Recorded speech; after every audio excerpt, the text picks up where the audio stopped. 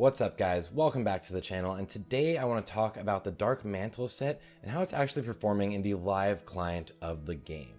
So I did make a video talking about my first impressions of this set as I got it on the PTR to give you guys all the information possible, but now as it is actually in the live version of the game, I wanted to take more time and be able to look at it from every angle with world buffs, every different situation, fight-wise, and kind of also think about how easy it is to get the 2.5 set and how those things compare.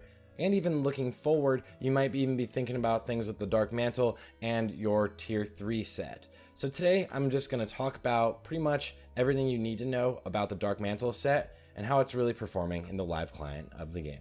As always, my name is Sarth, and if you like this sort of content, make sure to hit that like and subscribe button, and let's get right into it.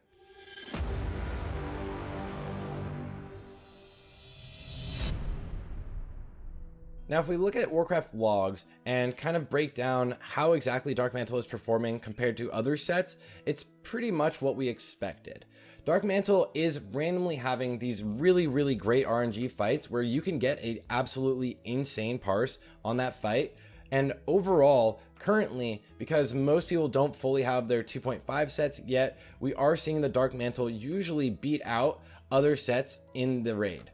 And there's multiple reasons why the Darkmantle could be performing so well this early on into the phase. One, most people don't have their full tier 2.5 yet, so you can't really substitute out your Darkmantle for something better yet, quote unquote better, and we'll get into that in a minute.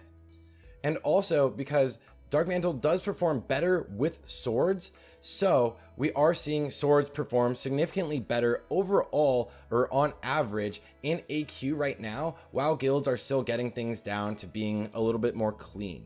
And I've talked about this in my swords versus daggers video, but it's a lot easier to play swords in AQ until you get the AQ daggers. You're also going to usually perform better as swords. But if you're daggers right now, you do know the frustration of trying to get behind your mobs and trying to backstab and trying to cleave. So those are the two main reasons why Darkmantle is performing extremely well overall, but there's that obvious third reason, and that's just because it's a genuinely good set.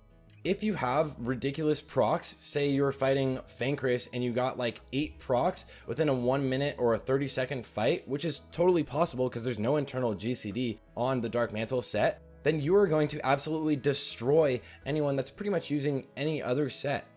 So the RNG aspect here is when the Darkmantle does pop off, you are going to do very well. But how often is that, and how does it really feel? Well, in the raids, it feels like the Darkmantle set is actually performing better than I had anticipated with my tests on the PTR. We're seeing the proc rate range from being terrible to ridiculously good. And when that happens, when you have one of those crazy fights, then it just feels incredible using this set, and it's so powerful. But that's really the issue with this set, is that it is ridiculously RNG dependent. If you look at some people that have the full tier 2.5 set, which a good example would be Bobka. He actually got the full tier 2.5 set within that first lockout, and he's been performing insanely well in the raid. Now this is just one example of how the tier 2.5 or in general BIS gear can perform really well. If your Darkmantle isn't proccing consistently for you, then no matter what, the tier 2.5 is going to be better. And that's not even just breaking it down on one of the spreadsheets, which will say that the tier 2.5 will be slightly better, especially for daggers, but the Darkmantle set is significantly less consistent than just using normal BIS. But the good thing here is that you could wear the Darkmantle set pretty much forever and have some insane parses on some fights. Another cool thing about the Darkmantle is that you could mix it up with the 4 set, using that along with your tier 3 set, and breaking down your tier 3 set from Naxxramas with the Darkmantle could potentially yield incredible results. But on average, is it gonna be better than your normal BIS? And the answer to that is pretty much no. Usually, in a speedrun guild, you would want to focus on actually having more consistency, so I won't be surprised if when the speedruns actually start happening, maybe this circus or the next one, where we'll see pretty much everyone using their tier 2.5.